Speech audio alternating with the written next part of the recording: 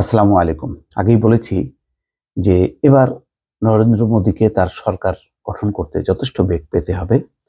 ইতিমধ্যে সেই খবরগুলো বের হচ্ছে। যুগান্তর বিদেশি সংবাদ মাধ্যমের বরাত দিয়ে একটি শিরোনাম করেছে, যথার্থ শিরোনাম। যেসব শর্তে মোদীর পক্ষ নিয়েছেন নীতীশ নাইডু, মূলত অন্ধ্রপ্রদেশ এবং বিহারের দুজন এনডিএ জোটের, তারাই কিছু আসন পেয়েছে।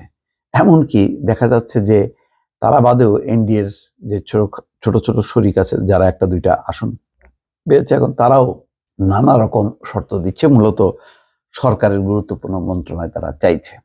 খবরে বলা হচ্ছে, ভারতের লোকসভা নির্বাচনে একক সংখ্যাগরিষ্ঠতা না পেয়ে সরকার গঠনের চেষ্টা করছে বিজেপি নেতৃত্বাধীন এনডিএ জোট।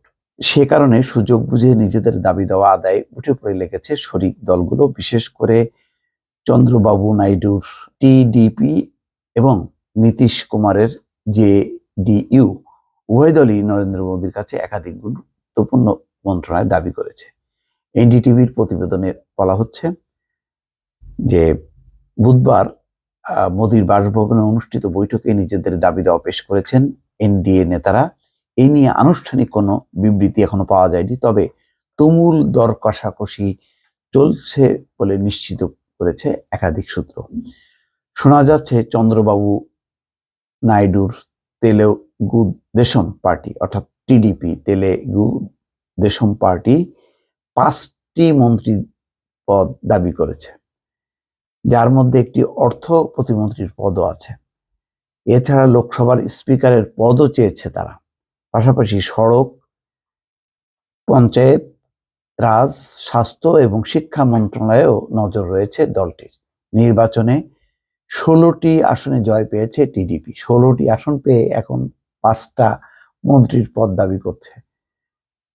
বিপরীতে 12 আসন পাওয়া জনতা দল ইউনাইটেড অর্থাৎ জেডিইউ 2টি মন্ত্রণালয় এবং একটি প্রতিমন্ত্রীর পদ পাওয়ার আশা করছে। তাহলে 5টা আর 2টা, 7টা গেল। দলীয় সূত্র জানিয়েছে রেলমন্ত্রীর পদটি তাদের কাছে গুরুত্বপূর্ণ। নীতিশ কুমারের দলটি নতুন এনডিএ সরকারের জন্য একটি সাধারণ ন্যূনতম কর্মসূচি এবং এর বাস্তবায়ন নিশ্চিত করার জন্য সমন্বয় কমিটি গঠনেরও চাপ দিতে পারে। সাধারণ ন্যূনতম কর্মসূচি হলো একটি রেজুলেশন যা জোটে থাকা দলগুলোর অভিন্ন এজেন্ডাকে রূপরেখা দেয়। অটল বিহারী বাজপেয়ীর শাসনামলে প্রয়াত জর্জ ফার্নান্ডিস এই কমিটি আহ্বায়ক ছিলেন। জেডিইউ সূত্র বলছে নীতিশ কুমার এখন এই পদের সম্ভাব্য প্রার্থী। সুযোগ নিচ্ছে অন্যরাও, শুধু টিডিপি বা জেডিইউ নয়, দর কষাকষি করছে এনডিএ জোটের অন্য শরিকরাও। বলছে 2টি আসনে জয়ী জেডিএস সম্ভবত দলটির নেতা এইচডি কুমারস্বামীকে কেন্দ্রীয় মন্ত্রী করার জন্য চাপ দিতে পারে।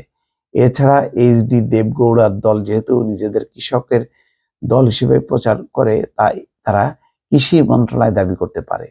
এনডিএ জোটের শরিকদের মধ্যে আরো যাদের সঙ্গে বিজেপির সমঝোতা করতে হতে পারে সেটা হলো একনাথ শিন্ডের নেতৃত্বাধীন শিবসেনা, যাদের 7টি আসন আছে, চিরাগ পাসওয়ানের এলজেপি 5টি আসন, অভিনেতা রাজনীতিবিদ পবন কল্যাণের জনসেনা কোনো কেন্দ্রীয় ভূমিকা চাইবে কিনা তা নিশ্চিত নয়।